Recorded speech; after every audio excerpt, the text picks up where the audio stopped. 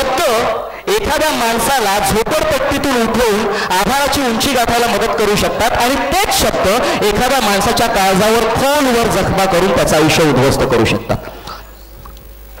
शब्द खूप महत्वाचे असतात. माझा एक मित्र होता खूप हुशार, अतिशय हुशार. म्हणजे शाळेमध्ये म्हणजे आम्ही जर पाहिलं तर आम्ही ॲव्हरेज मुलांमध्ये असायचो आणि तो अगदी हुशार मुलगा, समोरच्या बाकांवर बसणारा.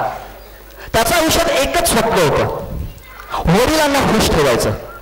एक दिवस येईल आणि वडील म्हणते की मुला मला तुझा अभिमान आहे, बाळा मला तुझा अभिमान आहे. ते एक वाक्य ऐकण्यासाठी बिचारा तरसत होता आणि मी बघायचो आणि तो जीव तोड मेहनत घ्यायचा. दिवस रात्र मेहनत करून एक्झाममध्ये टॉप करणं असो, एखाद्या इंटर स्कूल कॉम्पिटिशनमध्ये, इंटर कॉलेज कॉम्पिटिशनमध्ये बक्षिसं मिळवणं असो, त्याचं घर आहे ना, त्याचं शोकेस पूर्ण बक्षिसांनी भरून गेलं होतं. प्रत्येक इयत्तेला, प्रत्येक त्या शाळेमध्ये असो, त्या इयत्तेमध्ये असो, युनिव्हर्सिटीमध्ये असो, पहिला येणं हे त्याचं ठरलेलंच असायचं की हा मुलगा पहिला येणार. फक्त हे सगळं तो का करतोय तर माझे वडील ज्यांच्यावर मी खूप प्रेम करतो त्यांनी मला सांगावं की बाळा मला तुझा अभिमान वाटतोय. पण ते होत नव्हतं. त्याचे वडील ना खूप श्रीमंत होते पण त्रस्त प्रकारातला माणूस होता. एवढं सगळं करून नाही मी काय खुश नाही, अजून करायला पाहिजे. हा मुलगा MBA केलं. 10 वर्षापूर्वीची गोष्ट सांगतोय मी. MBA ला प्रचंड महत्व होतं. त्याने MBA केलं ते सुद्धा त्याने कॉलेजमध्ये टॉप येऊन. त्याला वाटलं ही बातमी आहे, ही बातमी जर मी वडिलांना सांगितली तर वडील खुश होतील, ते बोलतील, आज तरी बोलतील की बाळा मला तुझा अभिमान वाटतो. त्याने फोन केला वडिलांना. वडिलांना म्हणाला की बाबा मी MBA मध्ये टॉप केलं कॉलेजमध्ये, प्लीज आता तरी म्हणा की तुम्हाला माझा अभिमान वाटतोय.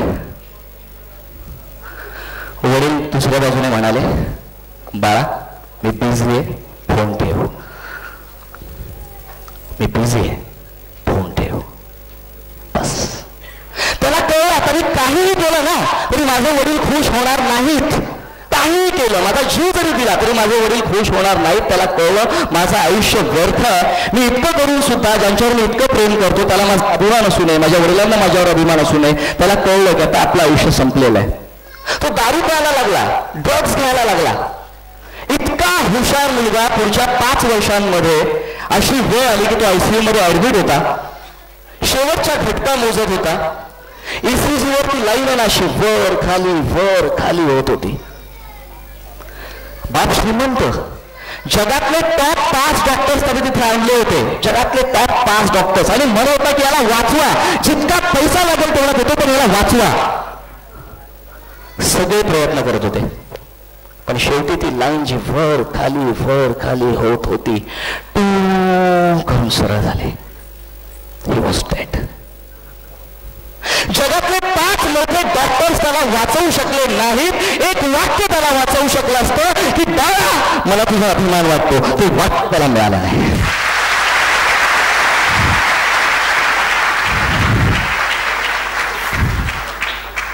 शब्द विष ओकू शकतात आणि तेच शब्द खोलवर झालेल्या जखमांना भरून काढू शकतात. शब्द